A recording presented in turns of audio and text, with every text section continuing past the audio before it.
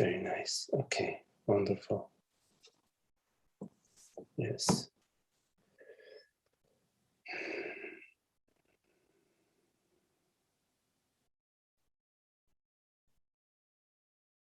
Yeah, so beautiful to be together.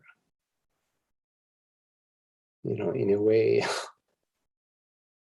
that's sort of the end of the story, isn't it? Just to be happy to be and happy to be together, of course.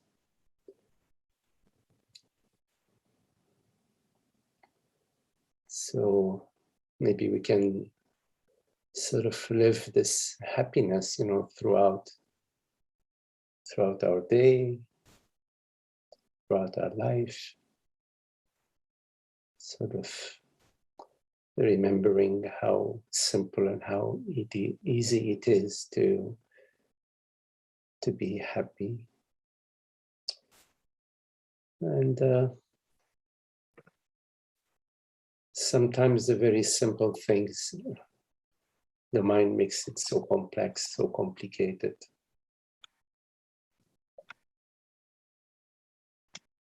And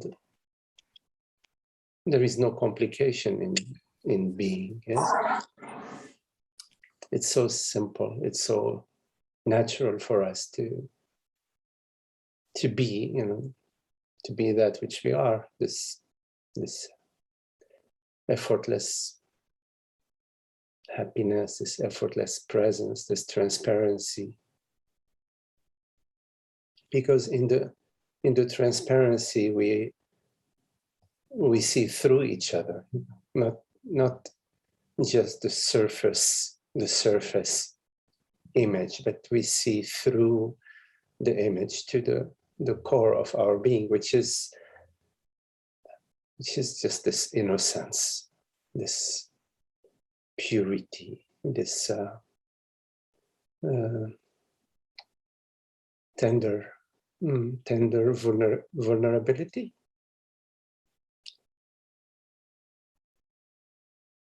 You know, nothing that we need to defend or nothing that we need to project. And it seems so obvious when we come together, like we come together now, just to sort of dropping the layers, the defense layers, which separate us. They separate us from each other, and they separate us from ourself being what? Ourself being the peace,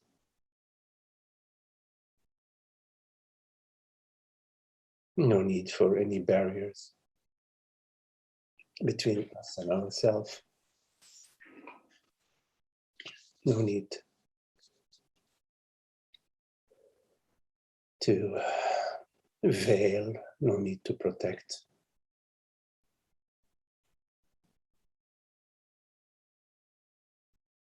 So when we say the transparency of being, it sounds like such complicated words.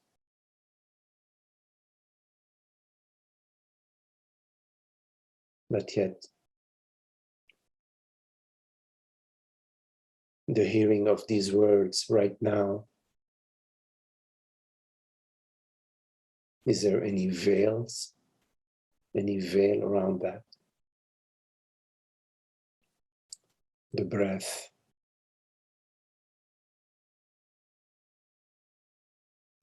there is no veil, nothing hidden.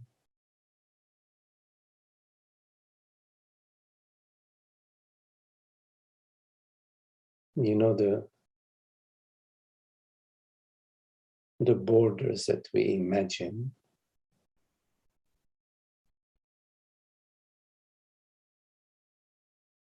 are just imagined.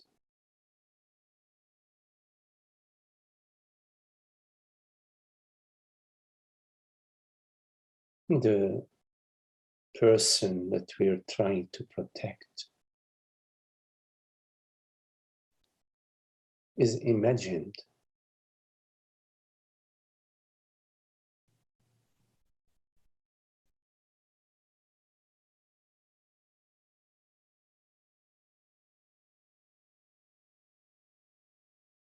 But in this moment, just being, sensing, perceiving.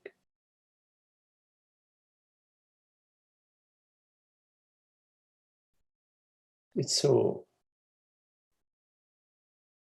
transparent, uncomplicated.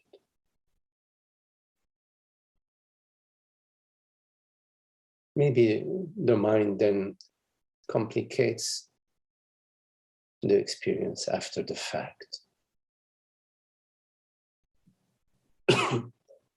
But the fact of experience, the fact of experiencing,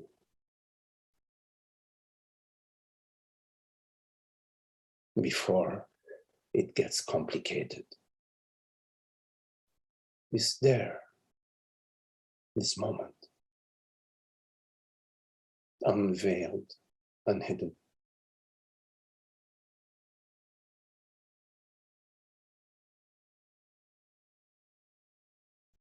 Is it possible to experience ourselves as this openness? Not via any effort or via any strategy,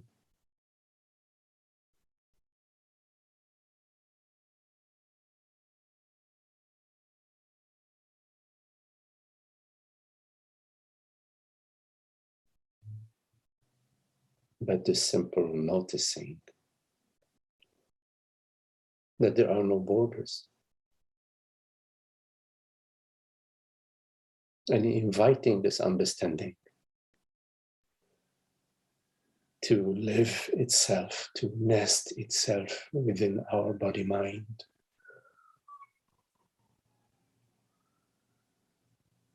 So that rather than maintaining the form,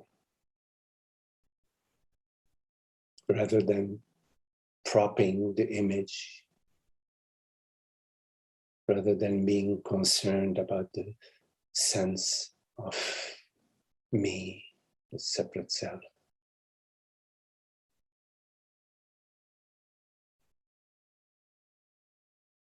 can we invite and allow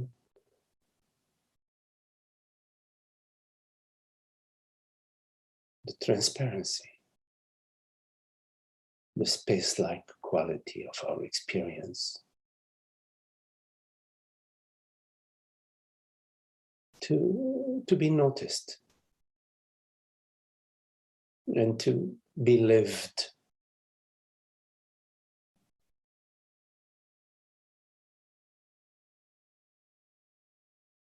Exposing oneself. What are we exposing? Stories, images. What is it that we're protecting?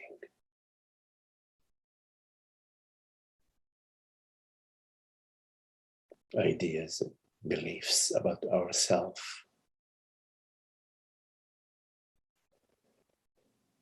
What for? Of what value?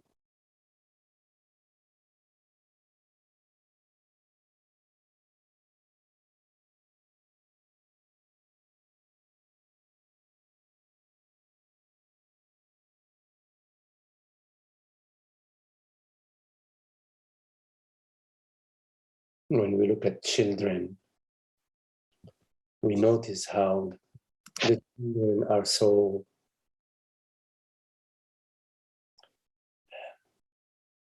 innocent and fresh.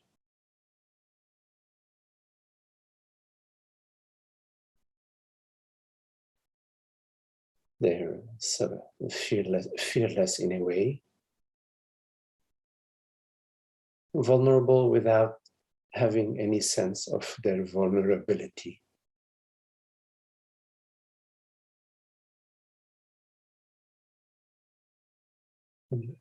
We love children, don't we? That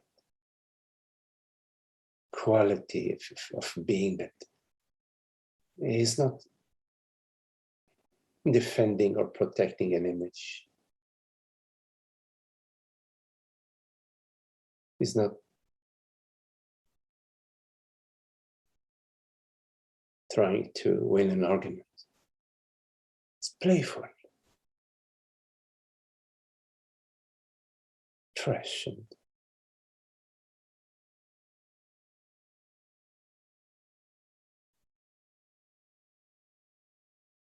we feel such love with children. But yet with each other as so-called adults, we are so protective, so combative.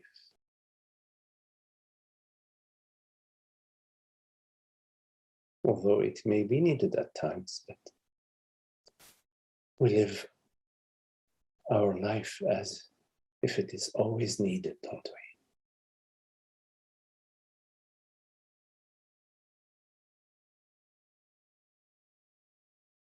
We want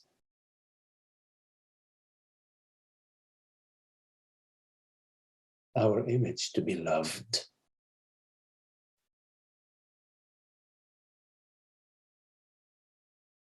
And because we want our image to be loved, we're blocking the flow of love that is flowing through us.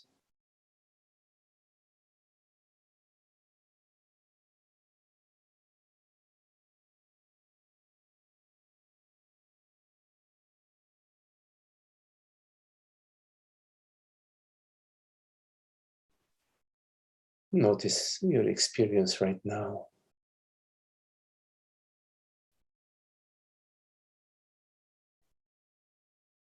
In this moment.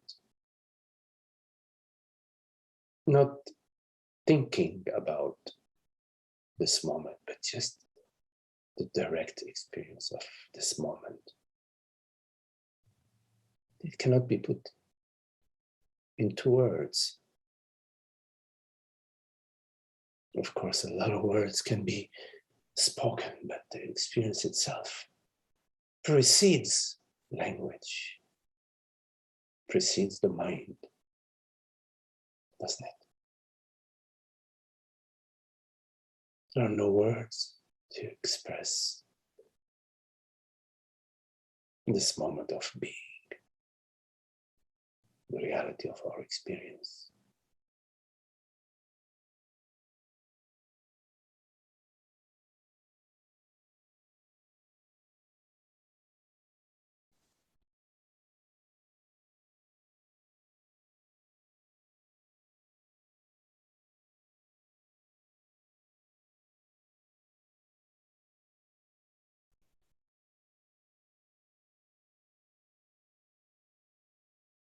There are no structures, no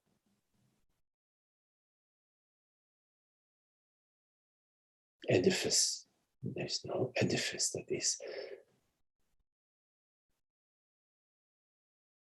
exists within the directness of our experience.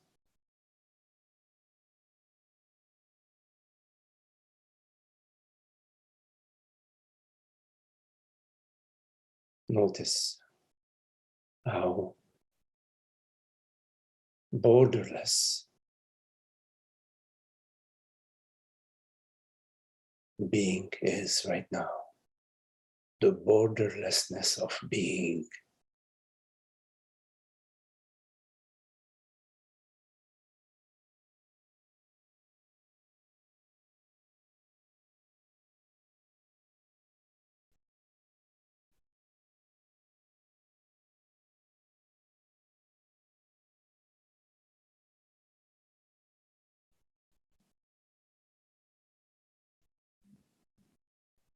So that your body is a transparent body.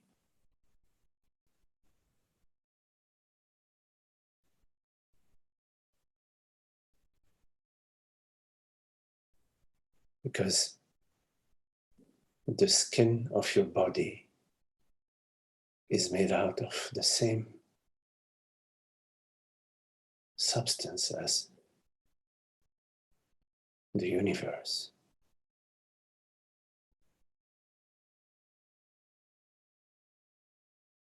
Your head, your brain, the entirety of your body is made out of the same substance as the universe.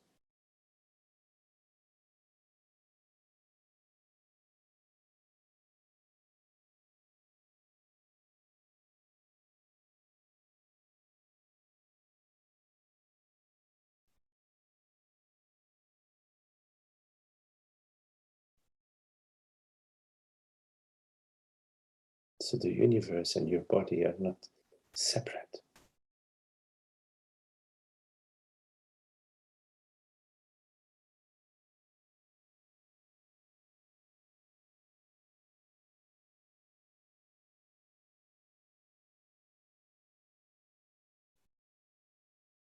Although you can name your body a specific name, Jim, Paul, Mary, Betty.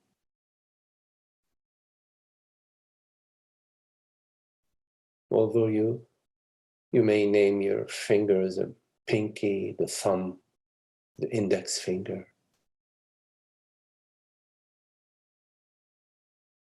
Although you may name a tree, the oak tree or palm tree.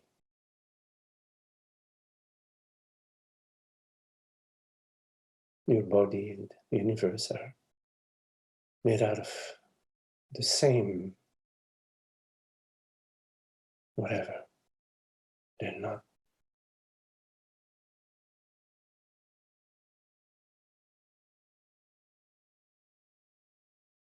different.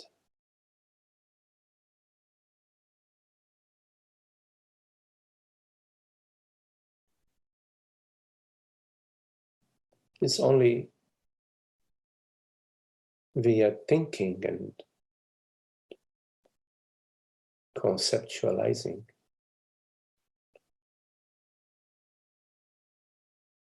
that there are various names and forms. And via the belief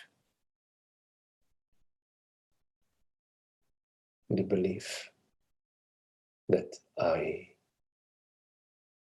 am a particular body-mind, that we experience the sense of limitation, the sense of lack, the worry, the concern. It's just within that belief.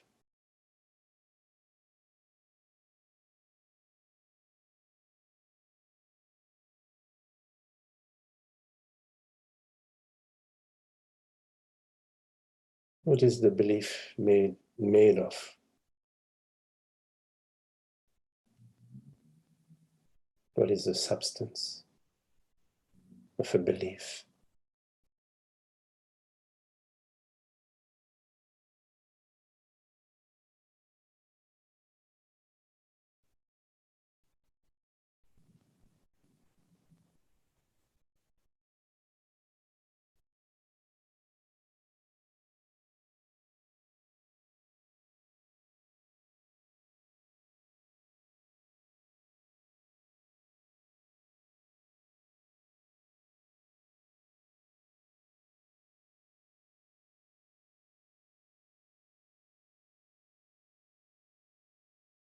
What is it that perceives right now?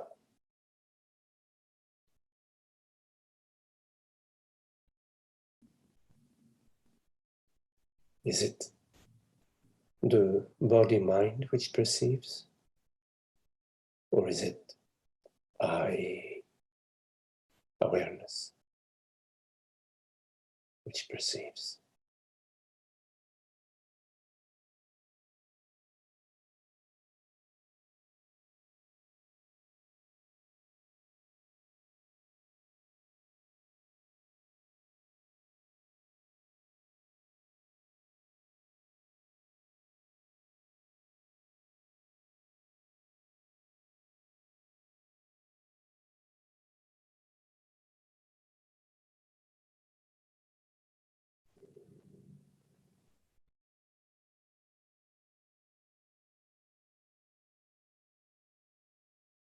Is there a separate perceiver somewhere?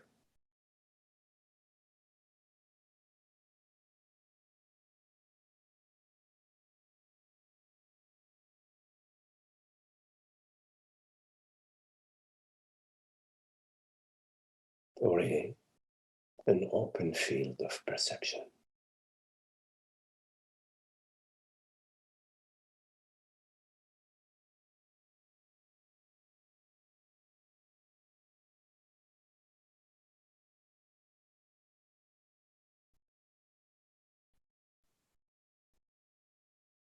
Take a look.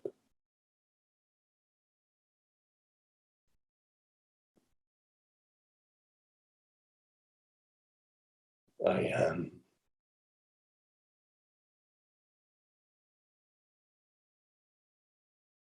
What does that refer to?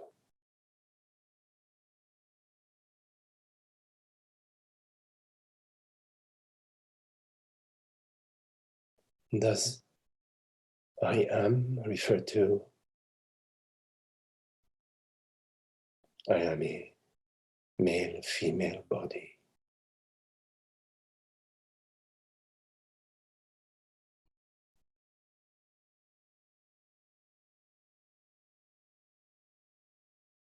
What is the reality of this body that not long ago was a fetus? What about before that?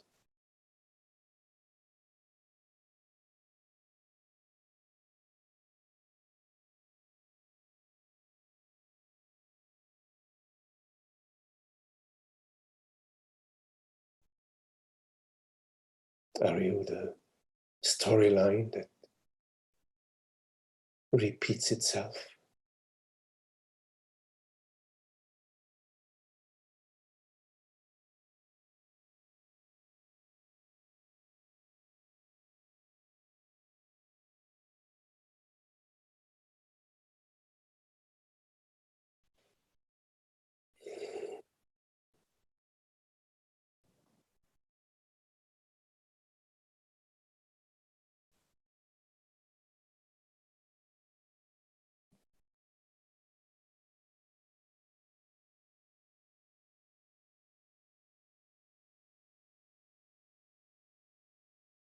What is it that does not repeat itself?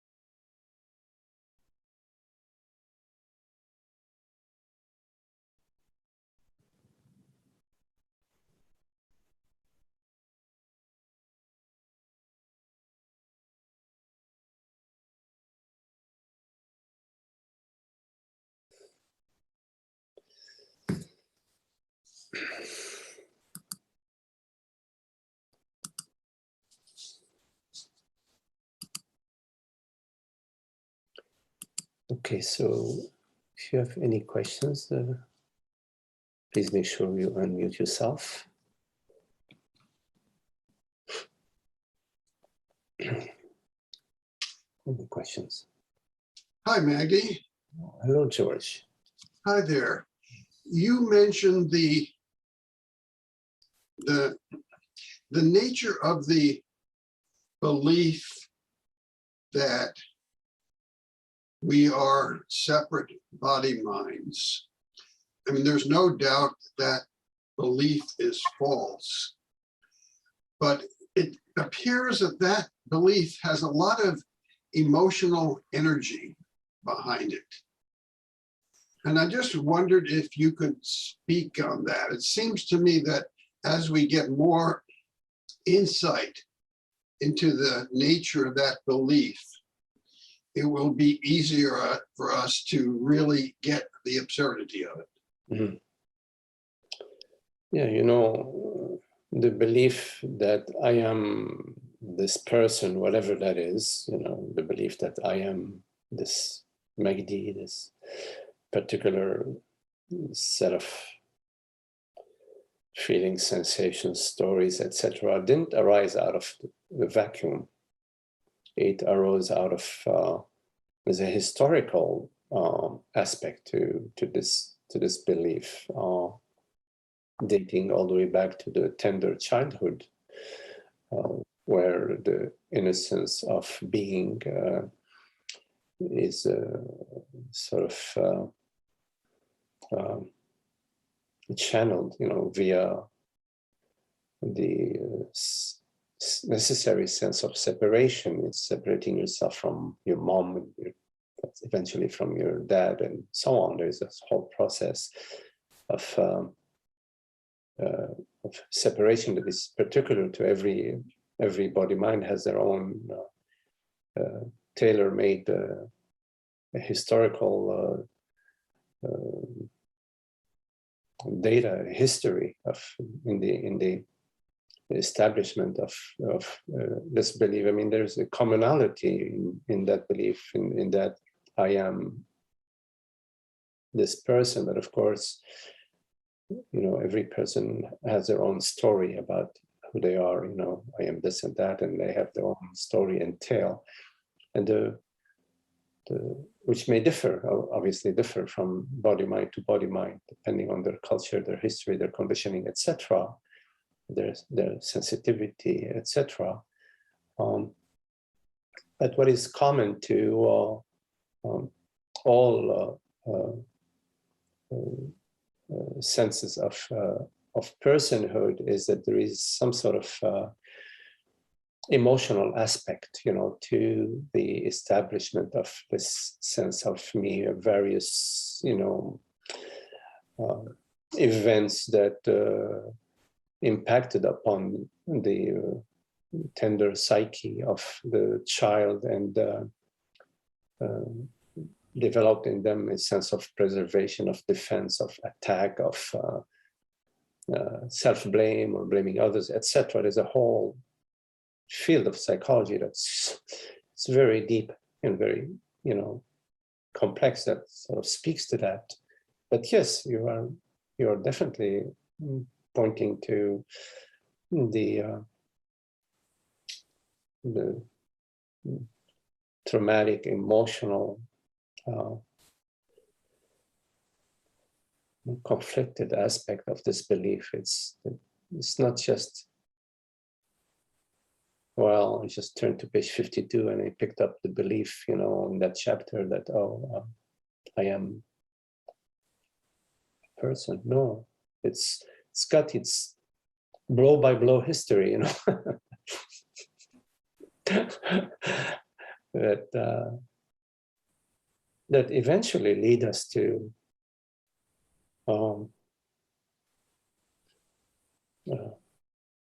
sort of owning, in a way, this sense of self and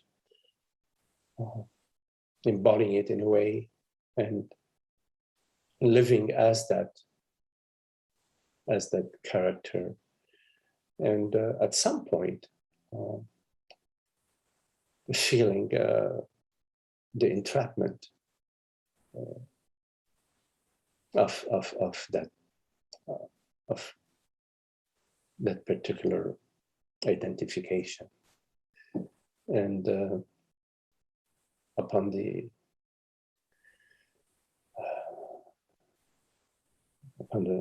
sense of entrapment or a sense of unhappiness, we start to inquire, we start to investigate. Wait a minute, what is going on here?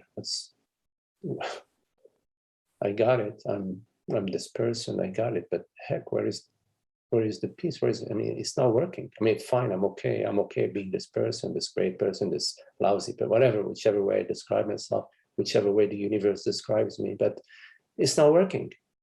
At some level, and it's very fortunate, when we get that sense that it's not working. There's something deep at the depth of it, at the heart of it, that's just not bullseye.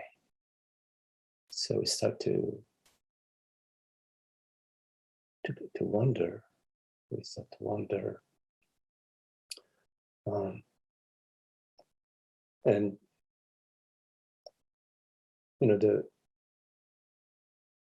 in many cases, we start to explore how to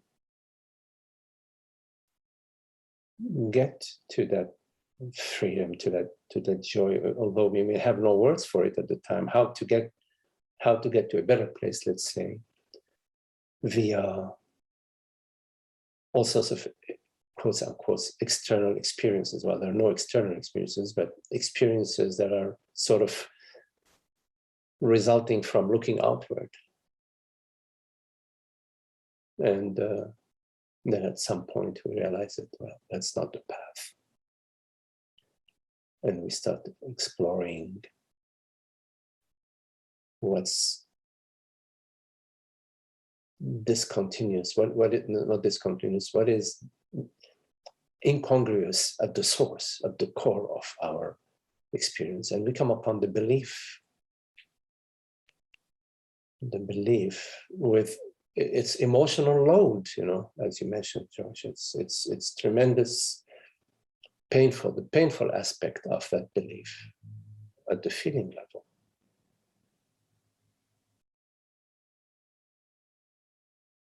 And yes, the exploration is not just a analytical or a conceptual exploration of the belief of being a separate self, but also at the emotional level, at the feeling level, the entire load of entrapment and self-identification.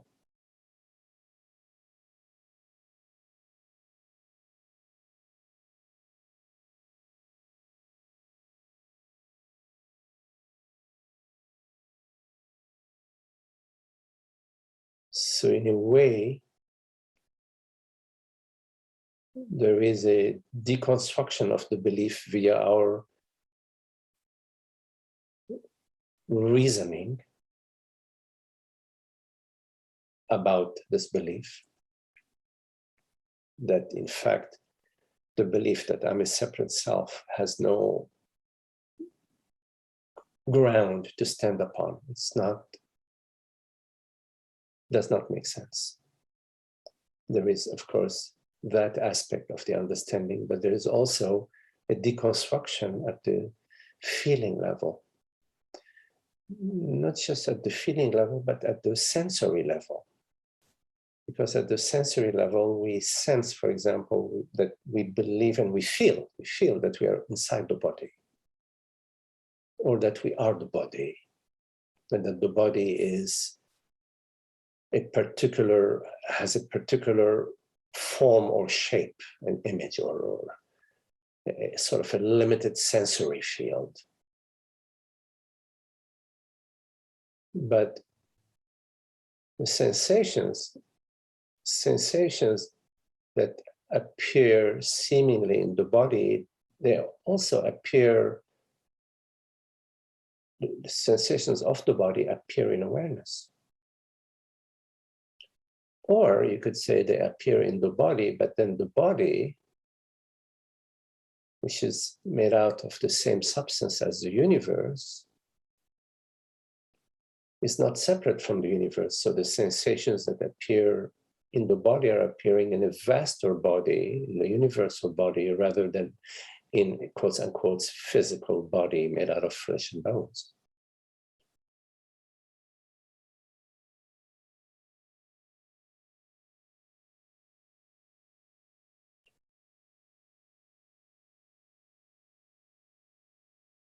So then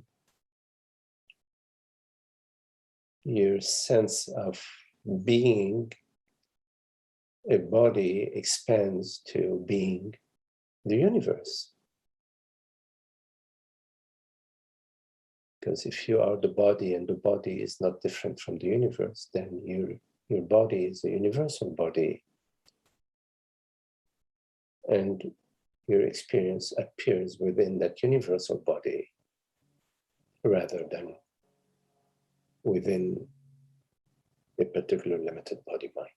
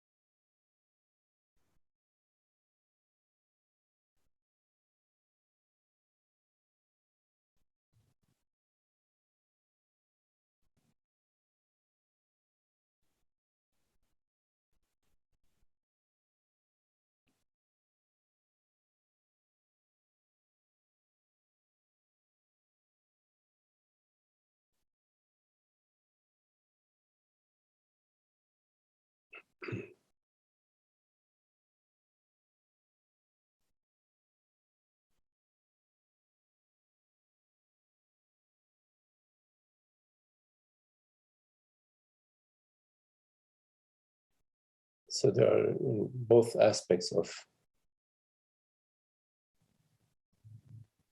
the contemplation of the belief and the feeling level they go hand in hand. It's not sufficient to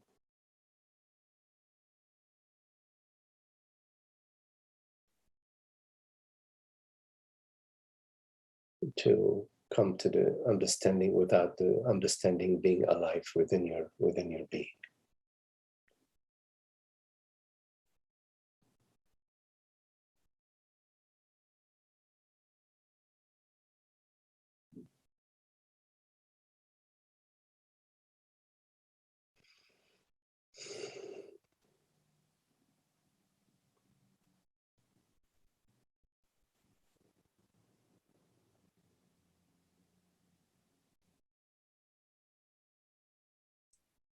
Thank you, Magdi.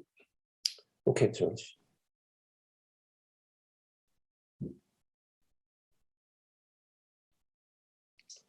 Any questions?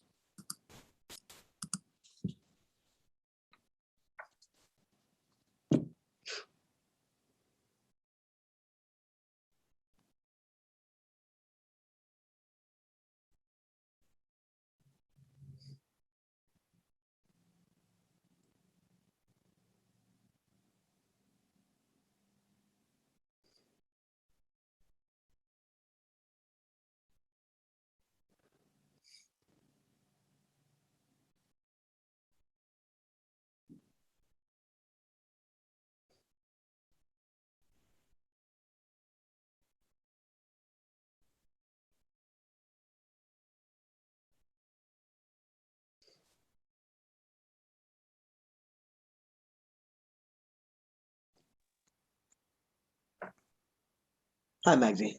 Hello, Richard. How are you? Yes, good. Good to see you. It's recently in your conversation with George, sort of, I guess, motivated me to talk about this. I've had some experiences of awareness, and it's almost the reverse of what you were describing. I'll have an experience of awareness, and it's a very contracting sense that I'm aware of awareness, I'm aware of being aware, but I feel not as if I'm really, or not that awareness is really broadening and expanding, which I've had some sense of that before, but this is it's a very frightening sensation of pulling away from everything, as if like I'm pulling away from all the things of which I'm aware, and it's odd because conceptually and intellectually there's an understanding that awareness is persisting even though I'm that which I'm aware of is sort of being fading away. Mm. And awareness persists, but there's still a great fear Yes. that comes with this.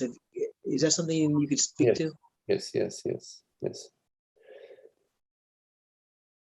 Yes, so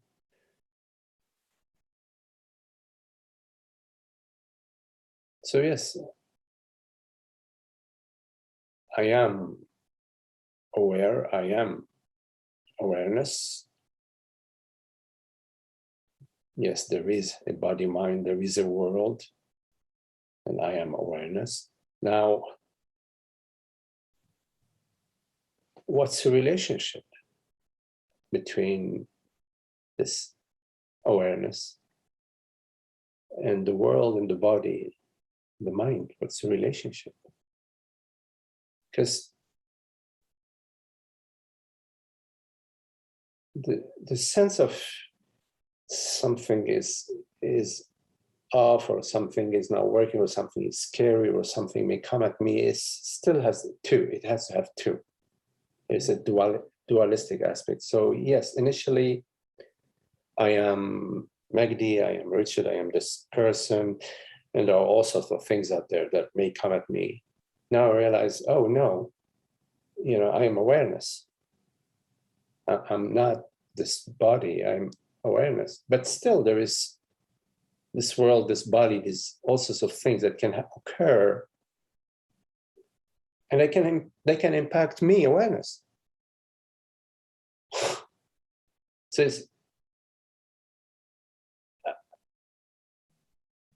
I'm not free. Yeah, I understand. I don't have any doubt that I am the reality that perceives. I get it. I perceive the hand, so I'm not the hand. I perceive the image, so I'm not the image. I perceive the thoughts, I'm not the thought. I perceive the history of the child named Richard, became a teenager, blah, blah, blah. I'm not that. All these thoughts and perception images, I'm awareness. But still, there is this Richard, there is the world, there is the universe. What's the relationship? What kind of impact is it going to have on me? So this is, I'm just saying it in words conceptually. In fact, it's non-conceptual. It's more at a deeper level, at a feeling level, at the sensory level. There is still a discontinuity. There is still a discontinuity. And it's part of the process. It's not a bad thing. It's just, when you're crossing a bridge, or it's those old rope bridges, you walk on the bridge. Initially, the first few steps, it's a little shaky, but still stable enough. But you walk a little bit more, now you're in further along the bridge, and now you're in a place where the swing of the wind is felt much more. But yes, you are halfway through, or maybe 2/3 of the way through. But now you're feeling the movement of the wind much more because you're out there, over the ravine.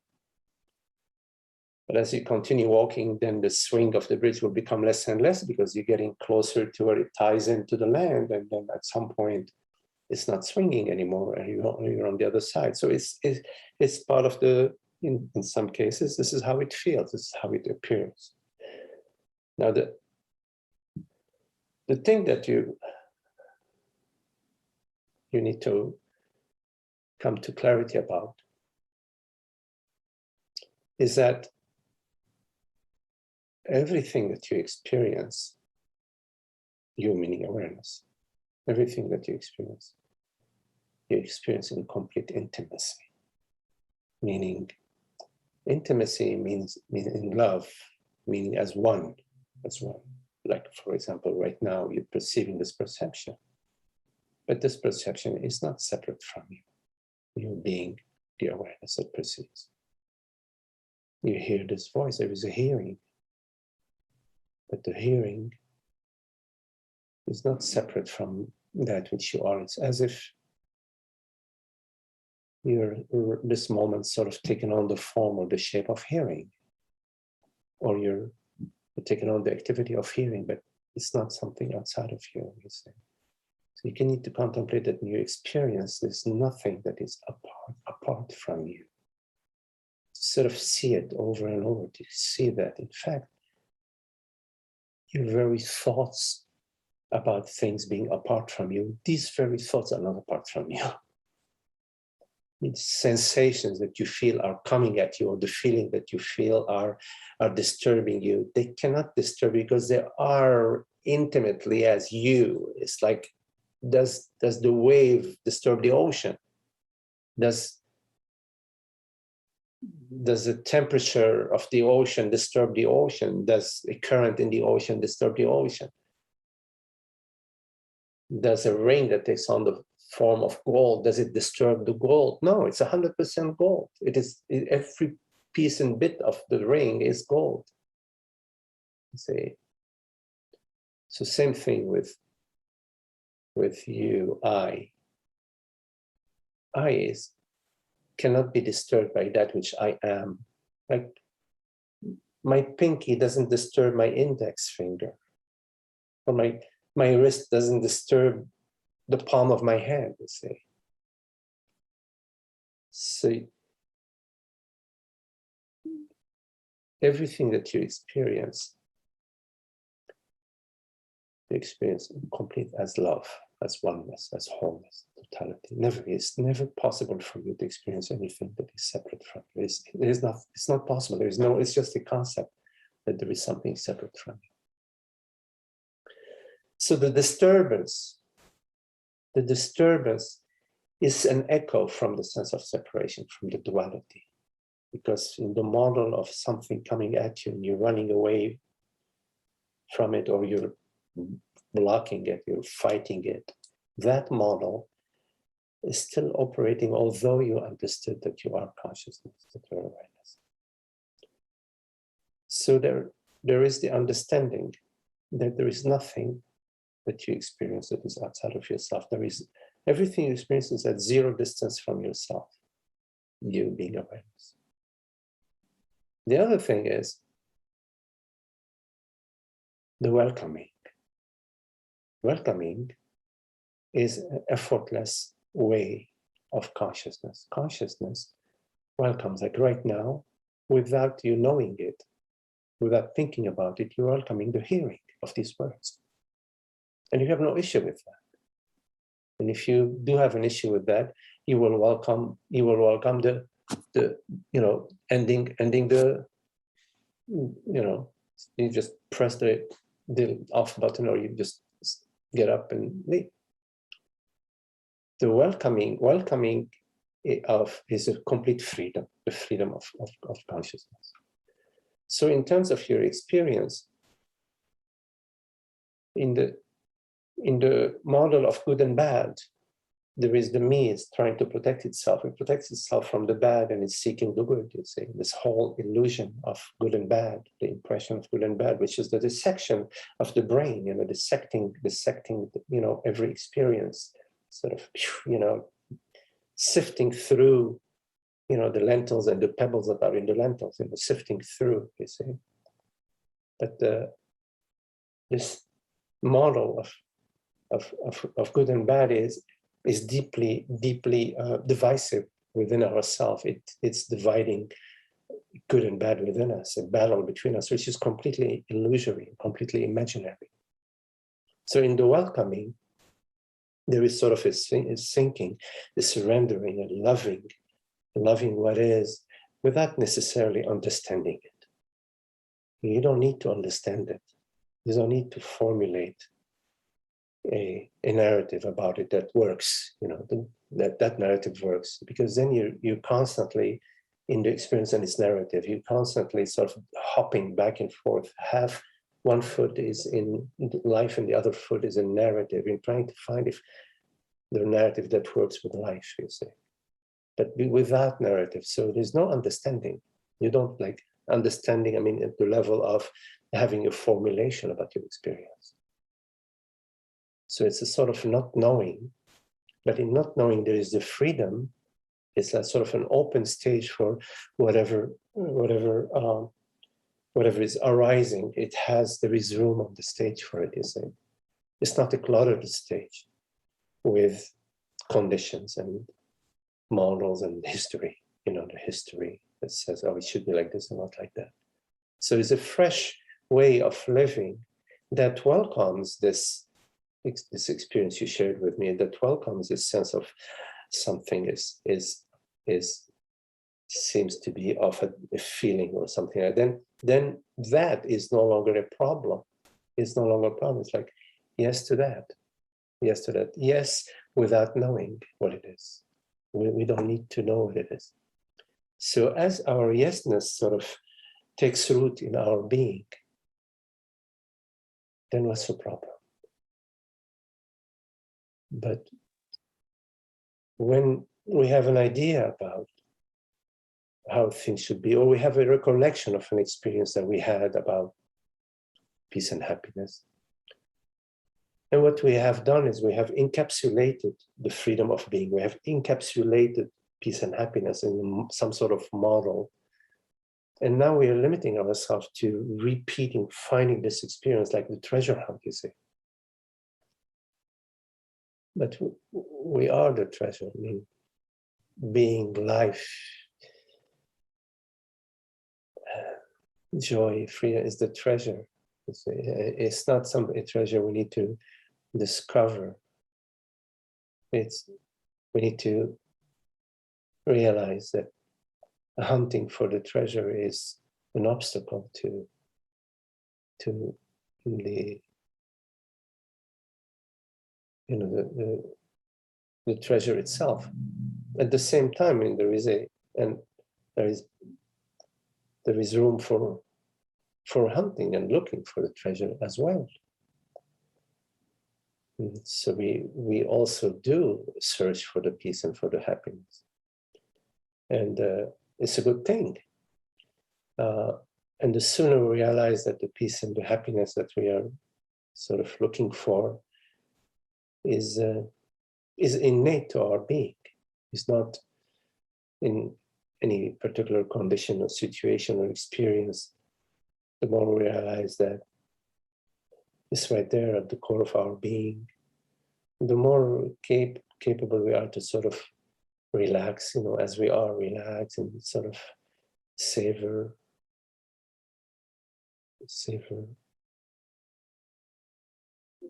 being, savor the inner quality of peace, not some sort of experience, whichever way things appear to us.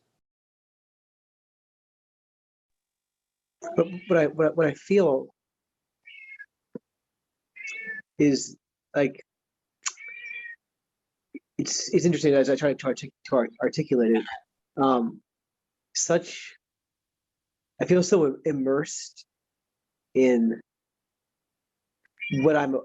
that which I'm aware of, or I feel so immersed in everything of which I'm aware, that I almost identify with it. I have such identification with just the bath of that which I'm aware of. And I think that I know I feel a great deal of fear. I think I feel fear sometimes because I do understand that that's all contingent and transient. And it's hard, and it's difficult I think it's difficult to. All that which you're aware of is not separate from you, the awareness. So to be immersed in that which you're aware of is fine, because it's what, is no separation. I am completely immersed in this right now, whatever you call it. You could call it whatever I'm aware of. Yeah. I mean, because it's not separate from you. Right. I feel that there. Yes, I feel that there is somehow a separation between what I'm aware of, between the awareness and what I'm aware of. I feel that there is that gap, and I feel, and it's sort of that gap that causes me to feel distress, because I feel that Well, the gap, because, where, but the gap that you're experiencing when you're experiencing a gap, it's an experience, isn't it? In other words, when you're experiencing an oak tree, you could say it's a gap that has the shape of an oak tree. We could say that. I mean, couldn't we? Could we say that? That it's a gap, meaning like dancing molecules. Okay, how about dancing molecules that are taken on the shape of an oak tree, right? So here I am now, I'm experiencing a gap, or imagining a gap, which is dancing molecules taken on the shape of what? Of, let's say, a feeling? Is that a feeling? right? Yes, I mean, I'm happy to say it in oak tree. I mean, it's fine. Like the experiences of a tree, that's fine. We can call it whatever you like. But I think what I'm saying is, like, I'll experience the tree and I'll become very attached to the experience of the tree, knowing also that the experience of the tree won't persist, but my awareness will persist. Does that make sense? What do you mean by attached to the experience of the tree? Like in this example of a tree, I could become enamored of it and enjoy the experience and not want to lose the experience perceiving the tree, or whether it's climbing the tree or sitting in the shade. Mm-hmm. And I think that I think what I'm trying to, I guess what I'm feeling is that there's a distinction between, I'm aware of the tree, I enjoy the tree, but I'm also aware that awareness persists, and awareness of the tree may not persist. Does that make sense? Yeah, the tree is, next minute you're having some oatmeal. Okay, so there's no more tree, there's oatmeal. Yes, so the tree doesn't persist, but the being persists, beingness persists. Yes. And so you're saying that if you like enjoying the oak tree, you're not ready to move on to the oatmeal. You'd like to have the tree and the oatmeal, right? Right, or maybe just the tree, depending on what it is, right? Just the tree. Well, the tree is your experience taken on the form of the tree at that moment. Can you accept that? Or, I mean, can we go along with that? Yes. Okay, so there is your experience that takes on the form of a tree, and it can take on the form of feeling tired. It can take on the form of feeling hungry, and take on the form of driving your car. So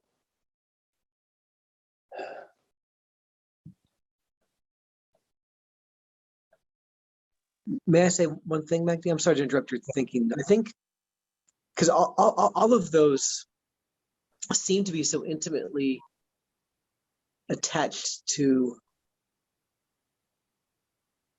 I don't know. I'm sorry. Go on, Magdi. I'm kind of thinking this through, so I apologize. yeah. So when you are enjoying the tree, you're enjoying the enjoyment. You're enjoying, right? You're enjoying. It's the enjoyment that matters, right? So how about the enjoyment of eating the oatmeal? Because if in fact you're enjoying the enjoyment, it's the enjoyment that really is what it's about. Because you could enjoy listening to the birds singing or listening to a piece of music, right? You could, right? I mean, we could enjoy swimming, right? You enjoy it. So it's the enjoyment. It's the enjoyment that we're talking about, really, right? Yeah, the sort of the savoring, of experience. This The savoring. No, Mhm. I wouldn't even say the savoring of the experience. I would say the savoring. It's as if the whatever the subject of the savoring is secondary. It's about the savoring.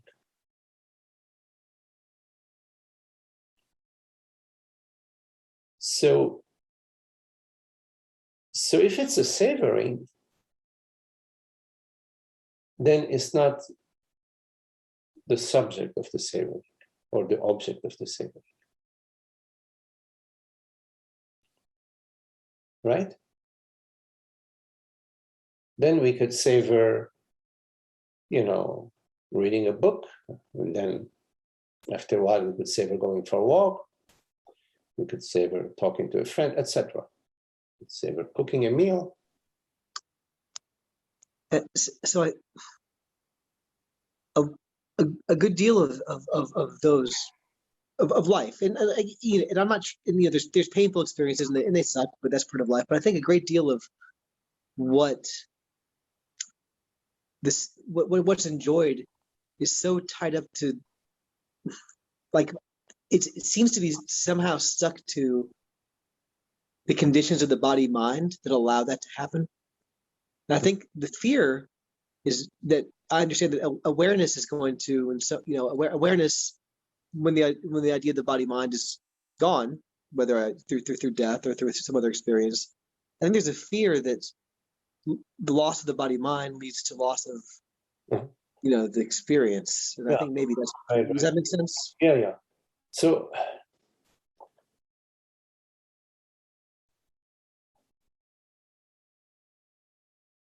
let's say it's conditions of the body mind that you enjoy. It is the conditions of the body mind that you enjoy. So therefore we want to hold on to these conditions, right? Now, yes, and I also realize that's impossible in the long run. Right. Yes. Yeah. So let's say that the conditions of the body mind that you enjoy is that you enjoy sleeping. So you sleep. So you go to sleep. 1, 2, 3, 4, 8, 10, 12, 15, 20, 30, 40 hours, 50 hours, 60 hours. Then you start to get a backache, right? Or the conditions you enjoy, the conditions of the body mind that you have a really nice food. So you get the nice food and you eat. But after eating so much, then those conditions, which are still there, they're still there, the same conditions, you still have, all the, they're still there, the same conditions, but they no longer interest you. You may have a new car and drive the car in town, drive it up here and there and up the mountains, and beautiful car, nice horn, everything is really beautiful car, convertible. But after you've driven it around and here and there and there and there, at some point it's like, although it's still, the car is still there, still a convertible, beautiful horn, everything, red shiny car, you park it in the garage. Right? But you're still capable of enjoyment, because now you will enjoy the bicycle or, I don't know, jogging. So the enjoyment And even with jogging, after you jog for a while, then you don't enjoy jogging anymore. You want to enjoy a nice shower. So the conditions of the body mind can still, all these things can still be available to you. And you enjoy them. But although they have not changed, then you don't enjoy them anymore. So therefore, it would make sense to wonder if the enjoyment is in fact from those objects, from the body-mind, or whether these body-mind objects are just being celebrated or enjoyed out of our own joy. And then when we're tired of them, we let them go and we go on to the next thing. So what I'm trying to point to is that it may be that we're putting the importance or the emphasis in the wrong side. There is the enjoyment and there is the conditions of the body mind. And I understand how we do that. But I'm just exploring that we're putting the emphasis on that which we enjoy, as if that which we enjoy is what is creating the joy, rather than on the joy itself, which allows us to enjoy eating, hiking, swimming, driving, inviting friends to dinner, blah, blah, blah.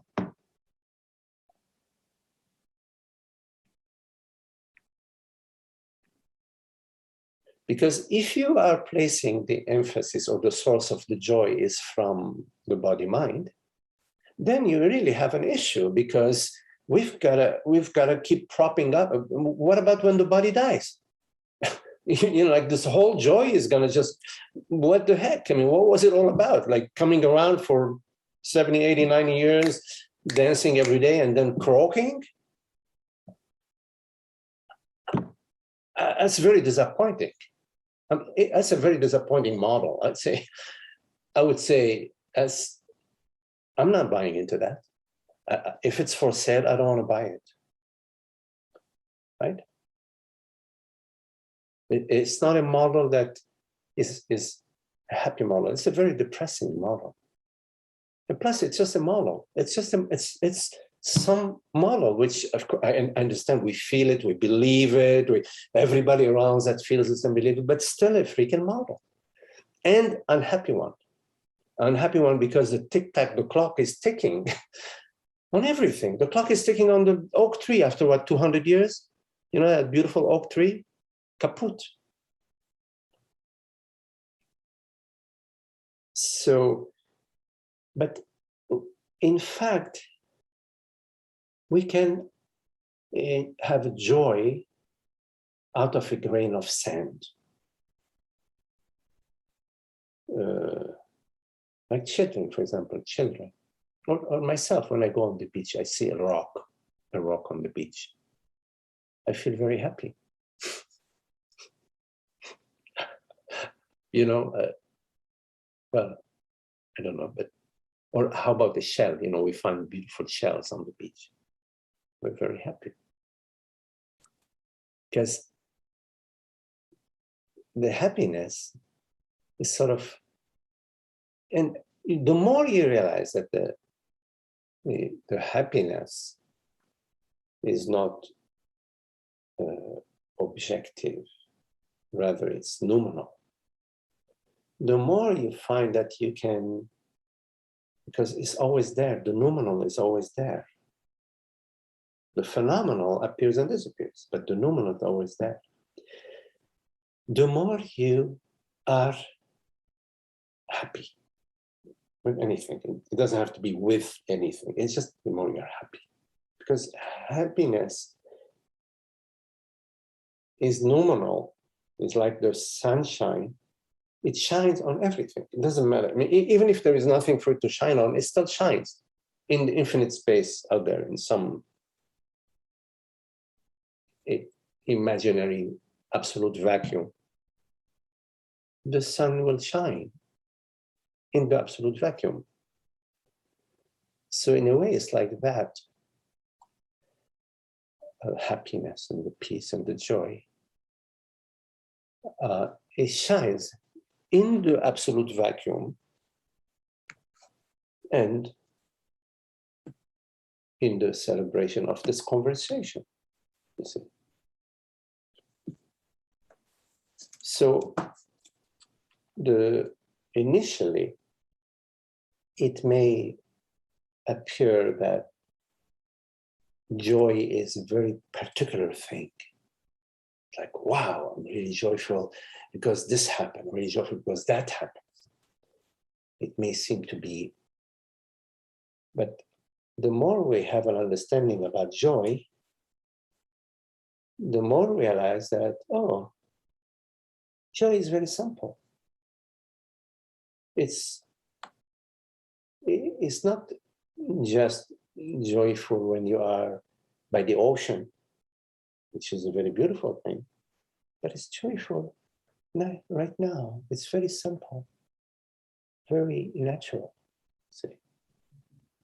And it's always available as your very being, not as the being of the body, but it's your very being. The reality that perceives right now is not an object. And joy is not an object, you see. Happiness is not an object. The glasses are an object, but the table is an object. My mom is an object. My car is an object. My bank account is an object. But joy is not an object. How could that which is not an object arise out of an object? How could the noumenal arise of the phenomenon? Water does not arise out of the ice. H2O does not arise out of steam. Steam arises out of H2O as a metaphor. Yes? The form arises out of the formless. At the form, what is the form? It is the formless. The form is the formless itself, dancing like a form, you see? Like the colors, the various colors. They are just vibrations of energy. A certain frequency appears as blue, another frequency appears as yellow. You see? A certain wavelength. Just to, first of all, thank you very much. Because my question was not planned out. So thank you for your patience as I kind of got where I was going. And then this is very helpful. I just want to clarify something in that you can be as brief or as you'd like to be. I think it's I expect a long answer, but are you making a distinction between happiness or joy and like phenomena? Are you saying happiness and joy are not phenomena? They're so, because I think my initial thought was, well, you know, I have a certain experience of a pair of glasses, but I also have an experience of happiness. But are you saying this happiness is not a phenomenal experience? Yes, happiness is not a phenomenal experience. Like as a metaphor, the sunlight is not a phenomenal, as a metaphor, is not a phenomenal experience. But when it shines as a tree, or when it shines as a galaxy, when it appears as the ocean, because it's light, it's the light that takes on the form or the shape of whatever, you know. This is a metaphor, of course. Yes, happiness, a form does not arise out of another form. And the formless does not arise out of a form. All forms arise out of the formless. A good metaphor is in your dream. Let's say you are dreaming that you are a pregnant woman. Of course, you're not a pregnant woman. You are just a dream character you're not real as a woman. You realize that when you wake up, you see. You realize, oh, there was no woman. It was just a formless dreamer that was dreaming a woman. But let's say that you are dreaming that you're a pregnant woman. And as a pregnant woman, you give birth. So your experience is that the baby came out of your womb. At that level, that's the experience. That form arose out of another form, right? The baby arose out of the womb. Yes. Yes. But when you wake up, you realize, oh no, the form that arose out of another form, all of that arose out of the formless, out of the dreamer as a metaphor. And if you take the dream and you go exponentially in the dream, this and then this arises out of that, and that arises out of this, all of it, all of those arisings, form arising out of form, is a dream. Like when you have a molecule, let's say a molecule, like you have a water molecule that is water, and it gets transformed into oxygen and hydrogen. It splits, yes? When it splits, you could say, oh, hydrogen and oxygen, they arose out of the water. You could say that, but in fact, that's not true. Because the water is no longer. It was just a transformation of the configuration. It's not like there was a creation. It's not like another form was created out of another form. It is just a change in the configuration. So you could say that a change in the configuration, like for example, a seed becomes a plant.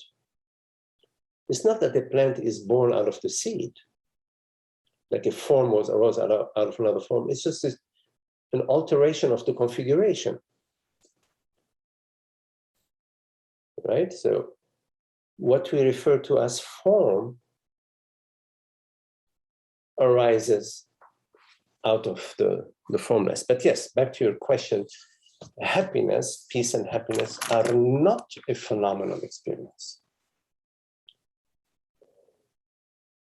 So when you are happy, when you're happy, let's say there is some events that occurred before, and then you're happy, and then after that, there is other events, and there is a narrative. There's a narrative, oh, I was happy because I saw my mom, you know, or I was happy because I won the lottery, right? But in the experience of happiness, that whatever led to that experience of happiness, okay, let's say, is not there at the moment of happiness, because in the moment of happiness, there is just happiness. There is no longer mind. There is just the noumenal. Now, we attribute causality. The narrative is there is causality. The narrative is that I won the lottery, therefore I'm happy. That's a narrative, you see. And we buy into that narrative. And if we buy into that narrative, now we have a narrative about happiness. So therefore we seek to win the lottery again and again. Because although we won the lottery and therefore we are happy, because it's a fact we won the lottery, 2 years later, although we still won the lottery, the fact has not changed. That fact has not changed, right? It's still there. Therefore, it's the cause of happiness, right? 2 years later, I hate my neighbor. You know, I bought a beautiful mansion. My neighbor, you know, he built a factory. He built a factory next to my $10 million mansion. Okay. I still won the lottery, and I should be happy because that fact has not changed, right? But I am unhappy. So therefore, there is more to it than winning the lottery because now I am unhappy. So we could say that winning the lottery led to a temporary happiness. This temporary happiness is that for a moment, the sense of lack was absent. Maybe for a year, maybe for a month, maybe for a minute, who knows? Because when you win the lottery, everybody's going to come after you, your cousin, your father, everybody now loves you. You cannot get rid of them. Before you call, nobody answers. Now you cannot, you have to change your phone number. So another model is that winning the lottery leads you to temporary happiness. Temporary happiness meaning the absence of sense of lack or the absence of desire for a moment, right? So is the happiness because you won the lottery, or is the happiness because for a moment you are desireless?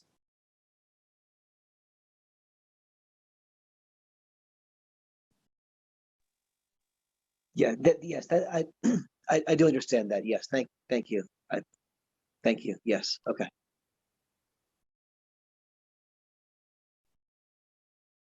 Because happiness is nominal, it's not a phenomenal experience. It has no building blocks, like the Lego pieces. Sometimes you buy a Lego piece and it's like a big castle, and it's made out of 300 pieces, you see. You can dismantle the pieces, and now you don't have the castle anymore, but you can rebuild the castle with the pieces. Because the castle is made out of blocks, in this case, Lego blocks. But happiness, it doesn't have any blocks, It's not phenomenal. So to say that this or that configuration is happiness, or that and this configuration of experience, she loves me and I have a lot of money and I have a great car and she's a great dancer, and all of these pieces together is happiness, You don't have, you can't put those pieces together, in a model which is not made out of, which is not phenomenal, you see. So it's a narrative. It's a conceptual model. We have models about happiness. None of them is true.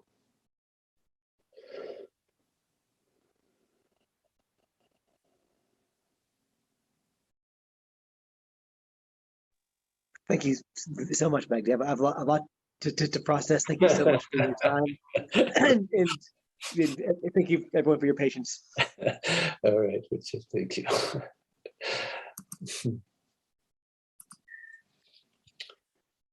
Any questions?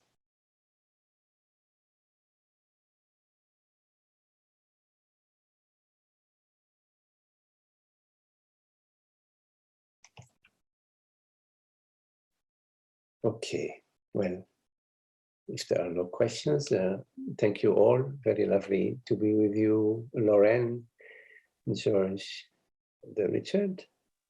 Hello, Lisa, Grace, and Sean. Thank you. Marga, Frank, Zoe, and Kelly. Thank you all. Thank you, Maggie. Okay. Thank you, Magdi. Thank you.